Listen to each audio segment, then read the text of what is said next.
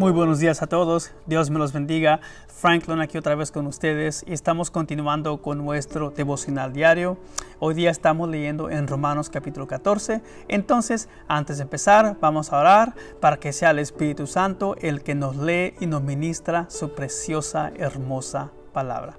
Oremos. Amado Padre, gracias te damos, Señor, porque tú eres bueno, Señor. Gracias por tu amor, por tu bondad, por tu misericordia y por tu preciosa palabra, Señor. Sabemos que cuando leemos tu palabra, leemos tu corazón, Señor.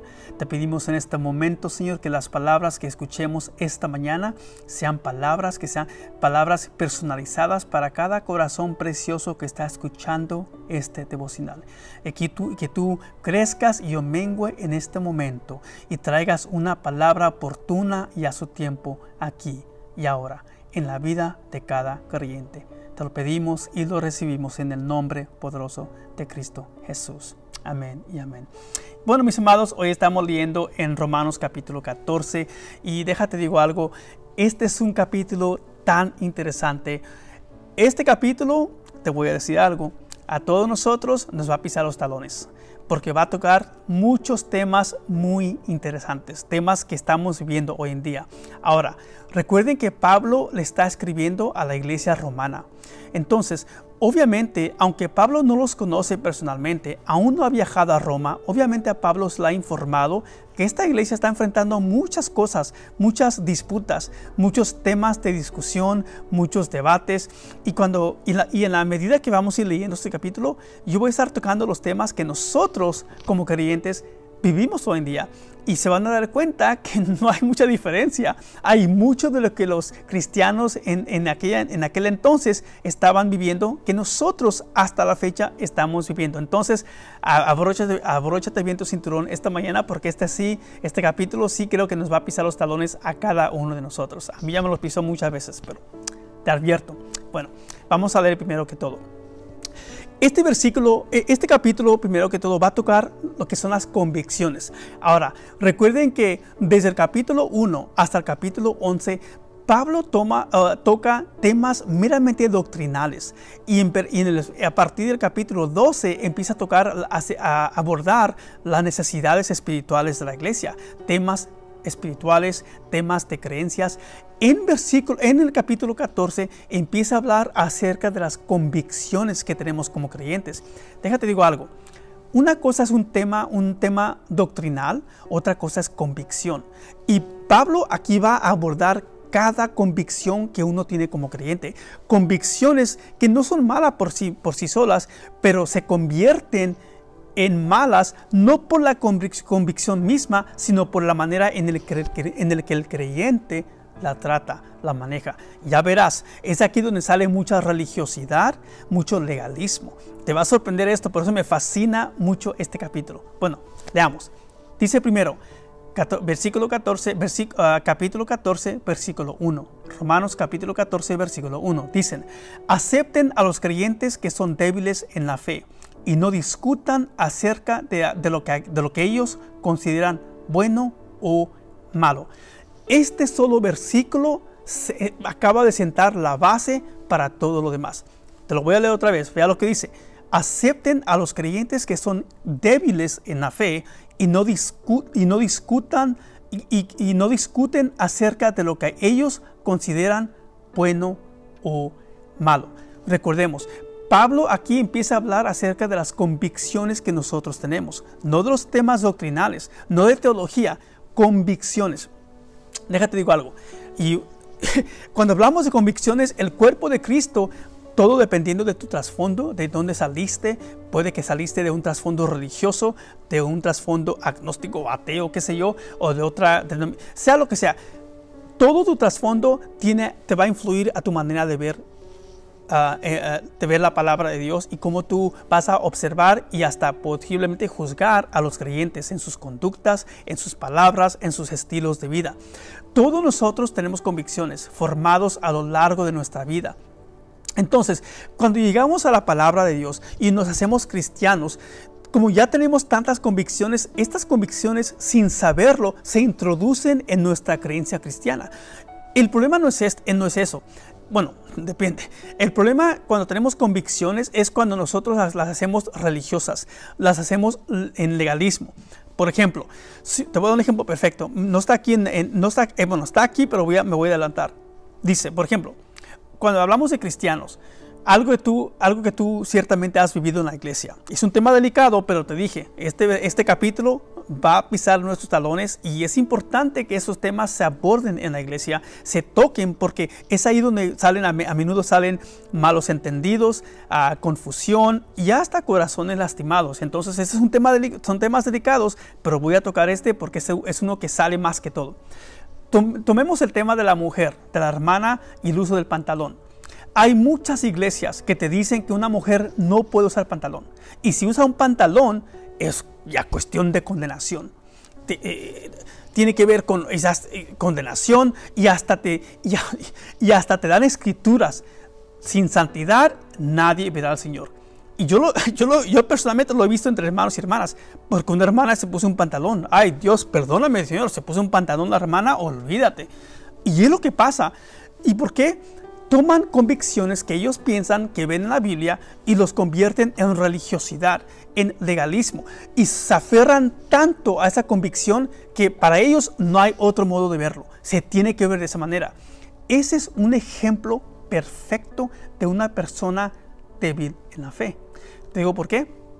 Porque todos nosotros tenemos distintas creencias, convicciones. El hecho de que yo tengo convicciones no quiere decir que yo voy a imponer lo mío a alguien que no cree, que no tiene las mismas convicciones. Y otra vez les estoy dando un vistazo de altos rasgos acerca de lo que vamos a tocar aquí. Pero es lo que pasa mucho. Imagínate. Y no solamente esto, cuando hay personas que dicen que una mujer, por ejemplo, no puede usar pantalón en el cuerpo de Cristo, te dan versículos. Pero recuerda algo, amado hermano, y lo que voy a decir es un poco fuerte, pero lo voy a decir. El diablo mismo usó la palabra contra Jesús en Marcos capítulo 4, cuando lo andaba tentando en el desierto. Él mismo usó la escritura para tratar de convencerlo de su argumento. Entonces, yo puedo sacar una convicción, yo puedo tener una convicción y buscar una que otra escritura y aplicarla de manera equivocada. Pero mi pregunta siempre es esta: si la escritura, si el verso no acuerda con el consejo completo de Dios, hay que descartarlo, o por lo menos hay que examinarlo. ¿Qué está diciendo Dios? Entonces, no porque un versículo dice algo y ese versículo apoya mi convicción, quiere decir que yo estoy bien.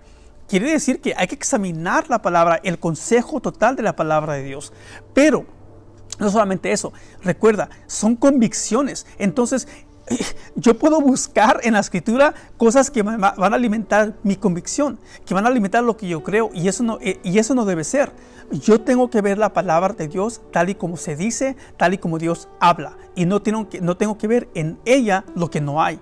¿Por qué? Porque a menudo nosotros lo hacemos, porque tenemos convicciones, vemos en la palabra cosas que no están en la palabra. Bueno, me alargué un poco, pero quería sentar bien la base, porque esto aquí que vamos a leer es hermoso y nos va a gustar. Versículo 2. Por ejemplo, un creyente piensa que está bien comer de todo, pero otro creyente con una conciencia sensible come solo verduras. Versículo 3. Los que se sientan libres para comer todo, no deben menospreciar a los que sienten la misma libertad. Y los que no comen determinados alimentos no deben juzgar a los que sí los comen, porque a esos humanos Dios los ha aceptado. Déjate digo un ejemplo que está pasando. En aquel entonces, mucha gente que venía de otras religiones sabían que cuando compraban carne del mercado, esa carne era de la mera buena. ¿A qué me refiero? La carne se ofrecía a sus ídolos, se sacrificaba a sus ídolos, a sus dioses, que sabemos que eran demonios, espíritus demoníacos. Pero como todo suele suceder, cuando ellos le ofrecían hacían un sacrificio a sus dioses, sacrificaban de lo mejor. O sea, literalmente de lo mejor, de la mejor carne, del mejor animal. Entonces, con lo que quedaba, se lo vendían a los mercados. Los mercados en torno para hacer a la clientela saber que esta carne era de la buena, decían, por ejemplo, bueno, esta carne fue sacrificada a tal Dios y tal Dios. Entonces la gente, al saber esto, al percatarse de esto, sabía, ok, esta carne es de la buena, la mejor calidad. Es lo que pasaba en aquel entonces, según mis estudios, es lo que pasaba. Es por eso que gente se ofendía, creyentes nuevos que salían de esas religiones se ofendían o se asustaban, digo, no, yo no voy a hacer eso. Pero creyentes que ya tenían tiempo en la fe, que eran maduros, no se ofendían. Entonces, entre ellos había confusión. Los creyentes nuevos se asustaban y se ofendían y se asombraban. ¿Cómo tú puedes comer esto? Pero los otros no se asustaban, no se ofendían. Sabían que oramos y el Señor los santifica. ¿Sabes que hoy en día eso pasa? Hoy en día esto pasa. No sé si te ha tocado ir a un restaurante chino o a una donería, donut shop, venden donas. Yo me ha tocado verlo. Cuando voy a un lugar a comprar donas, si tú te ves, fijas atrás, vas a ver ahí el gordito, a su ídolo, y vas a ver un platito de donas. Me ha tocado verlo. Igual vas a ir a ver un restaurante chino o asiático, tú vas a ver un plato de comida y obviamente va a ser el mejor plato. ¿Qué está pasando? Es un sacrificio. Ahora, yo conozco a personas creyentes que no comen en restaurantes chinos porque ven eso y dicen, no, yo no voy a comer eso. Ahora, no hay nada mal que ellos o ella piensen así. El problema no es ese. El problema es que nosotros ponemos esto dentro de un contexto de tú estás bien y yo estoy mal. Y en el momento que nosotros ponemos las cosas dentro de ese contexto, estamos, como quien dice, dándonos la autoridad para juzgar. Vean lo que dice el versículo 3. Los que se sienten libres para comer de todo no deben menospreciar a los que no sienten la misma libertad. Y los que no comen determinados alimentos no deben juzgar a los que sí se los comen, porque a esos hermanos Dios los ha aceptado. ¿Cuál es el hermano débil en la fe? Como dice el versículo 1, el que se aferra a que no, tú estás mal, yo puedo comer cualquier cosa porque yo ya, tú estás mal. Ese es el hermano que está débil en la fe, porque él se aferra o ella se aferra a su convicción, igual al que piensa que no debe comer, se aferra a su convicción. Aquí la palabra dice, no menosprecies, pero tampoco juzgues. Es decir, yo no voy a juzgar si yo soy de esos que si yo soy un creyente y yo pienso, yo simplemente no quiero comer comida china porque lo ofrecen a los ídolos. Y estoy usando comida china porque es donde más común lo he visto y ciertamente en otras comidas lo hay. Entonces no hay nada contra la comida china, me fascina la comida china. Entonces, al decir esto, lo que estoy diciendo es esto. Si yo de repente me rehúso comer en restaurantes chinos, por eso mismo, yo no voy a juzgar a los que sí comen. Igual, si yo sí como y alguien no come, yo no lo voy a menospreciar. Por ejemplo, ¿qué es un ejemplo de cómo menospreciamos a la gente? Ay, gente religiosa, no sabe. Estoy menospreciando a ese hermano. ¿Qué tal si soy un hermano que no come y otro sí come? Mira, este ni sabe lo que hace, come a los ídolos. Lo estoy juzgando. Entonces, Pablo aquí dice, ni tú estás bien, ni tú estás mal. No juzgues a tu hermano, no menosprecies a tu hermano. Si tú te sientes libre de conciencia de hacerlo, gloria a Dios, qué bueno. ¿Por qué? Porque lo haces con libertad en Cristo. Si no te sientes libre de hacerlo, gloria a Dios, porque lo haces con el deseo de honrar a Dios. Entonces, ni él está bien, ni él está mal. ¿Por qué? Porque al fin y al cabo lo hacemos. ¿Cuál es el motivo? Queremos honrar a Dios. Ese es el mero motivo. Y Pablo nos enfoca. A veces leemos algo así y queremos que Pablo diga, tú estás bien, yo estoy mal. No, Pablo aquí no justifica a ninguno. Dice, tú no juzgues y no menosprecies. El que lo hace o no lo hace con un solo propósito. El motivo de honrar a Dios. Lo mismo pasa hoy en día, amados hermanos. Ya con ese ejemplo que les di, ciertamente se te está viendo muchas cosas en la mente acerca del caminar cristiano que hemos tenido nosotros. Versículo 4. ¿Quién eres? Aquí es Pablo la pregunta. ¿Quién eres tú para juzgar a los sirvientes de otro? Si su amo dirá que se quedan en pie o caen, y con la ayuda del Señor quedarán en pie y recibirán la aprobación de Él. En otras palabras, eso es como aquí Pablo está hablando figurativamente. En otras palabras, ¿quién eres tú para juzgar? Y no solamente quién eres tú para juzgar. ¿Acaso el creyente que no tiene la misma convicción que tú te va a rendir cuentas a ti? ¿Acaso va a estar al fin de los tiempos, va a presentarse ante ti? ¿Va a comparecer ante ti? No, va a comparecer ante el Señor. Igual el hermano que sí, que tiene otra convicción.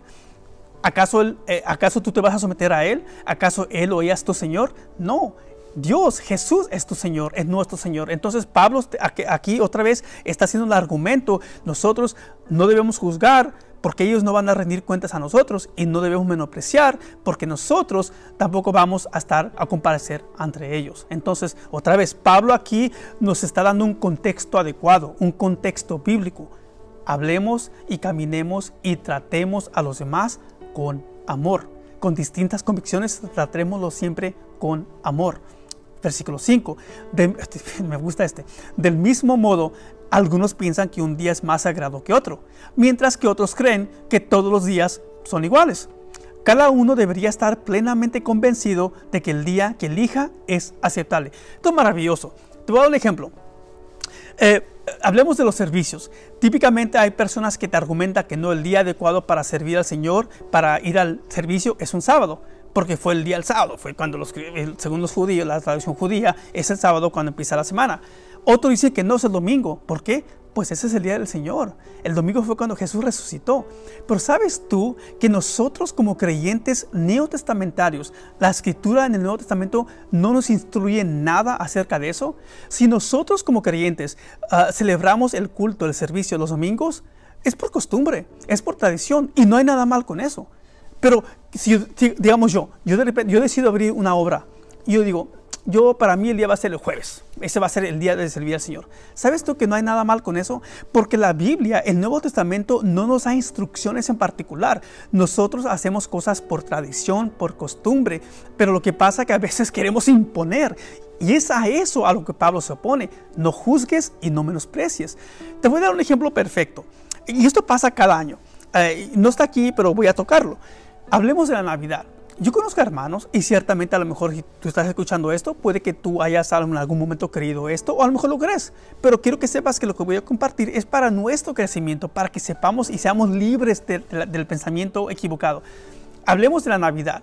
Hoy viene la Navidad y siempre, por ejemplo, en Facebook, en las redes sociales, y empieza la plática.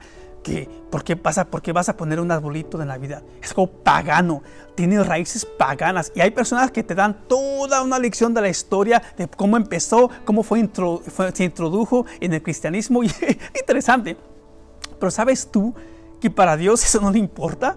¿Por qué? Uno lo sabe, ¿por qué lo hace? No lo hace por el motivo de honrar a los dioses paganos. Lo hace ¿por qué? Por costumbre, lo hace por tradición, para tener regalos en su casa. Pero lo que pasa es que nosotros como creyentes nos aferramos tanto a ciertas convicciones. Yo no. Y cuando nos aferramos es cuando nosotros tropezamos, y es cuando nos hacemos débiles en la fe. Porque digamos que yo no creo así, pero digamos que yo creo así. Yo creo que cualquier creyente que tiene un arbolito de Navidad está pecando. Déjate digo algo. Yo no tengo esa autoridad para juzgar a una persona así. Tampoco voy a menospreciar a esa persona. Pero déjate con la pregunta, ¿son estos temas de salvación? No lo son. ¿El tema de que una mujer use un pantalón es una cuestión de salvación? No lo es. ¿Que yo celebre un día del servicio del culto un jueves es tema de salvación? No lo es. ¿Que yo tenga un arbolito de Navidad es un tema de salvación? No lo es. Lo que pasa es que nosotros, con nuestras convicciones y nuestra obsesión a veces religiosa, no somos flexibles y nos ponemos por encima de acá. Y aquí está la cosa. A veces, si yo soy de esos que no creo en el arbolito de Navidad, que digo, como yo no lo hago, no, yo soy más espiritual. Yo soy más maduro y me siento por encima de otros porque yo soy más espiritual. Es lo que pasa. Esa es la naturaleza del ser humano. Como creyentes nos pasa.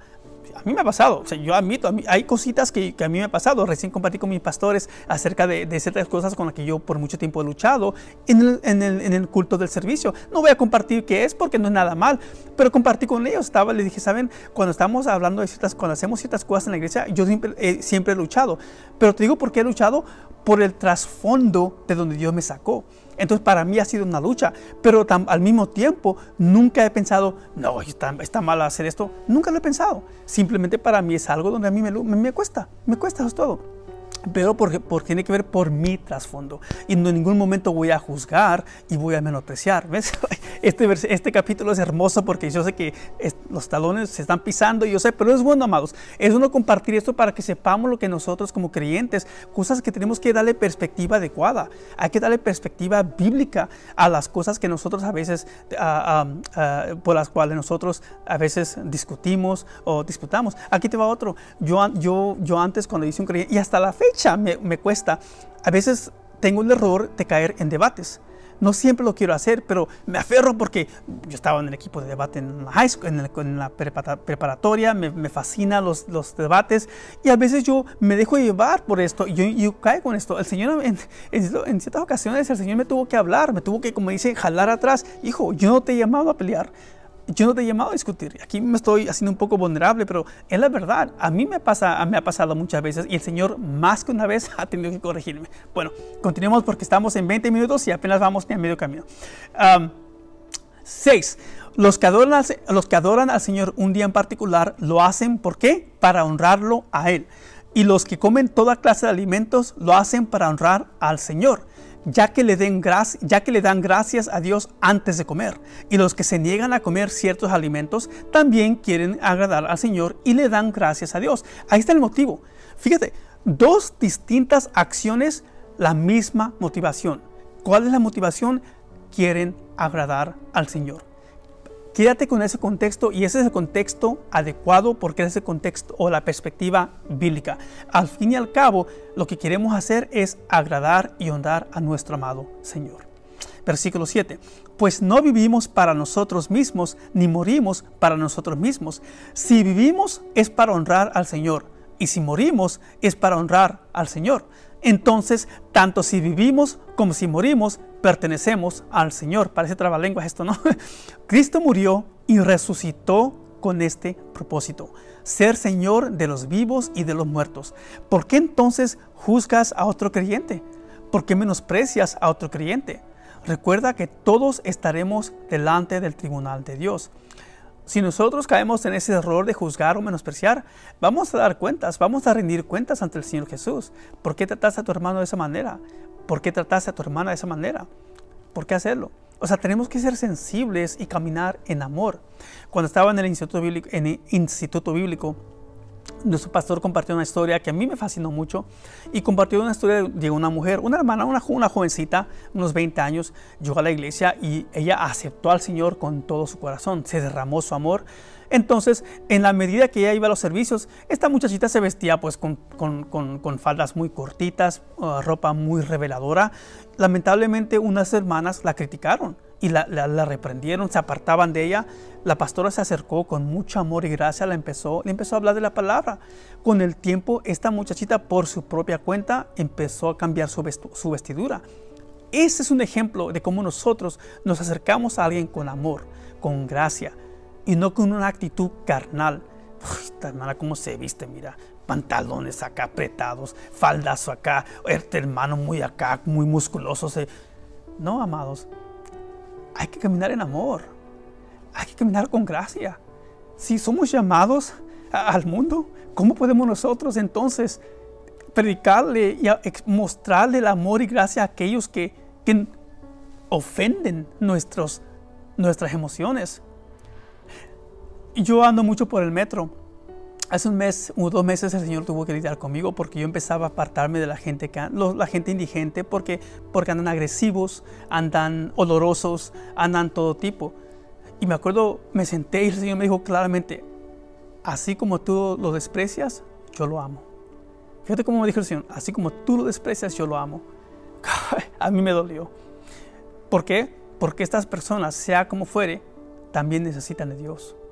Sea un hombre rico, pomposo, vanidoso, creído, él o ella o ellos necesitan de Dios. Sea un hombre que vive en la calle, oloroso, mala actitud, agresivo, vulgar, él o ella necesitan de Dios. Y si nosotros somos la luz del mundo, la sal de la tierra, y actuamos como el mundo, ¿cómo la gente puede ver que somos de Dios, que somos de Cristo? No puede. Tenemos que ser diferentes, y eso es una decisión propia. tenemos que tomar la decisión de ser diferentes. Dice, Señor, no importa lo que yo piense, lo que yo siente, yo voy a hacer lo que tú hubieses hecho. Bueno. 10. ¿Por qué entonces juzgas a otros creyentes? ¿Por qué menosprecias a otro creyente? Recuerda que todos estaremos delante del tribunal de Dios. Pues dicen las Escrituras, tan cierto como yo vivo, dice el Señor, toda rodilla se doblará ante mí y toda lengua declarará la lealtad a Dios. Es cierto, cada uno de nosotros tendrá que responder por sí mismo ante Dios. Así que dejemos de juzgarnos unos a otros. Por el contrario, propóngase a vivir de tal manera que no causen tropiezo ni caída a otro creyente. Te voy a dar otro ejemplo. Lamentablemente, la crítica más fuerte, la herramienta del diablo más eficaz en contra del cuerpo de Cristo, es el cuerpo de Cristo. Amado hermano, amada hermana, me entristece mucho cuando veo todo tipo de creyente, incluso de páginas de iglesias que critican a otros creyentes. Porque es un cristiano y hace dinero con su música cristiana. Como él honra a Dios y alaba a Dios, lo critican porque usa su don, porque Dios lo bendice con finanzas.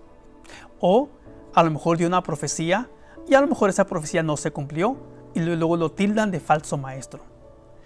Y lo que mucha gente hace, muchos creyentes hacen en la carne, toman fragmentos o segmentos de alguna enseñanza errada, a lo mejor, no toman toda la enseñanza, toman un fragmento, así como los políticos, ¿no? Toman algo que dijo alguien, lo cortan, lo manipulan, lo acomodan para apoyar su crítica. Fíjate, imagínate esto, porque esto que te voy a dar un ejemplo. El Salmo, se me olvidó el Salmo, pero el Salmo dice, el necio dice en su corazón, no hay Dios. Es un Salmo. Imagínate, yo tomo ese Salmo, le quito la primera parte, el necio dice en su corazón, le quito esa parte y tomo la segunda parte, no hay Dios. Yo tomo esa parte y digo, mira, el Salmo en la Biblia dice no hay Dios. Imagínate, suena ridículo, ¿verdad? Pero eso es exactamente lo que la gente hace.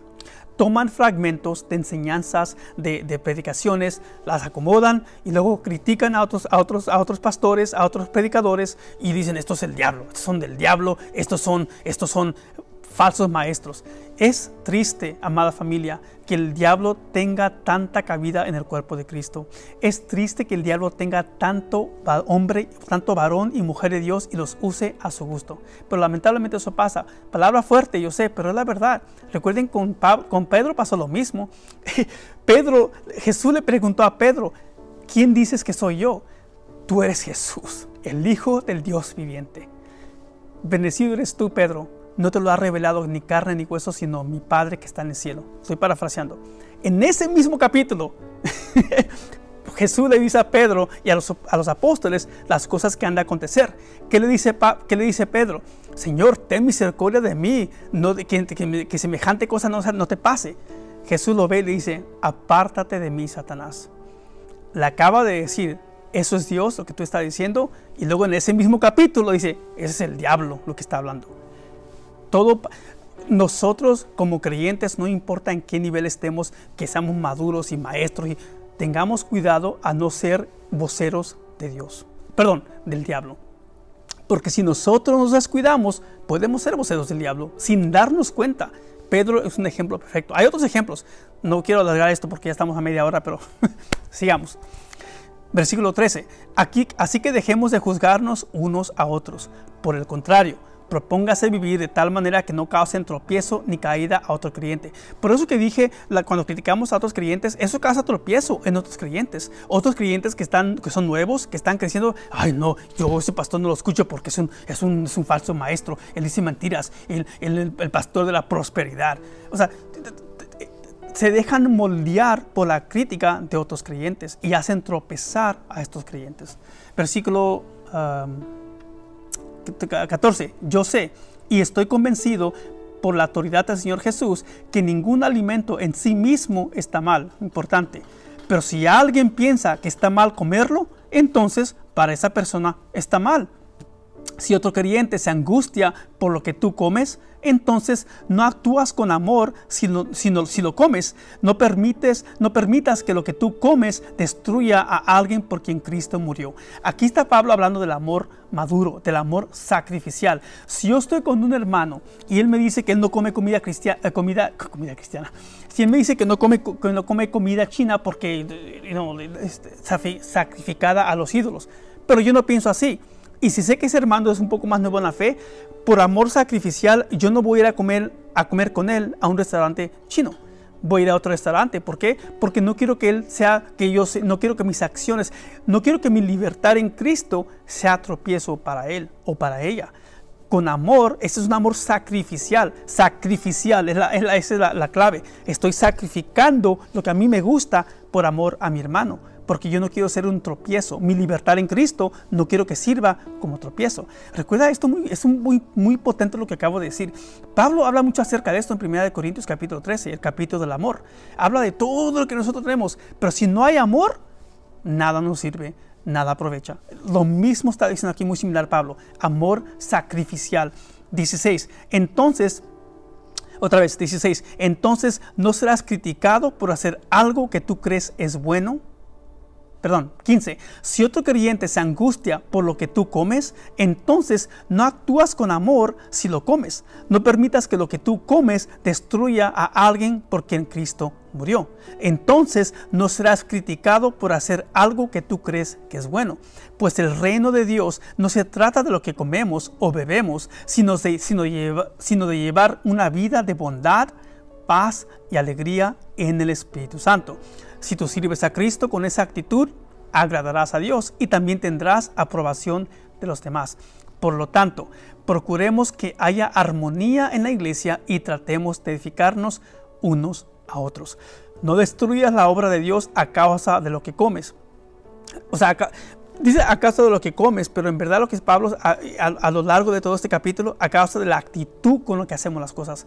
No destruyas la obra de Dios a causa de lo que comes. Recuerda que todos los alimentos están permitidos. Lo malo es comer algo que haga tropezar a otro. Es mejor no comer carne, ni beber vino, ni hacer ninguna otra cosa que pudiera causar que otro creyente tropiece. Interesante que aquí Pablo habla del vino. Versículo 22. Tal vez crees que no hay nada malo en lo que haces, pero manténlo entre tú y Dios. Benditos son los que no se sienten culpables por hacer algo que han decidido que es correcto. Es poderoso lo que estamos leyendo. Pero si tienes dudas acerca de si debes o no comer algo en particular, entonces es pecado comerlo, pues no eres fiel a tus convicciones. Es potente. Si haces algo que crees que está bien, que está mal, pecas. Este es un capítulo tan maravilloso. Si hay algo que quiero que te lleves de esto, es que convicciones que nosotros tenemos no son temas doctrinales. Si tenemos convicciones que no tienen nada que ver con la salvación, no hay que disputar, no hay que discutir. Aquí la palabra nos dice, hay que caminar en amor, hablar en amor. No se trata de que yo estoy bien y tú estás mal. No se trata de juzgar a este, menospreciar a otro. Se trata de amar a nuestro prójimo. Caminar en amor sacrificial. Esa es la clave. Bueno, mi amado hermano y hermana, espero que esta palabra te haya bendecido y te haya dado claridad y te haya abierto la mente acerca de las convicciones que a veces nosotros tenemos, porque todos los tenemos, nadie se escapa. Todos nosotros tenemos convicciones que en este devocional han sido enfrentadas, han sido desafiadas, y no tanto por en lo que creemos, sino que simplemente el Señor nos acaba de enseñar cómo ver más allá de la convicción, cómo tener una perspectiva bíblica de acuerdo al corazón de Dios. Bueno, Dios te bendiga. Espero que te puedas unir con nosotros otra vez mañana a la misma hora, 10, en donde otro siervo o sierva estará compartiendo la preciosa palabra de Dios. Dios te bendiga.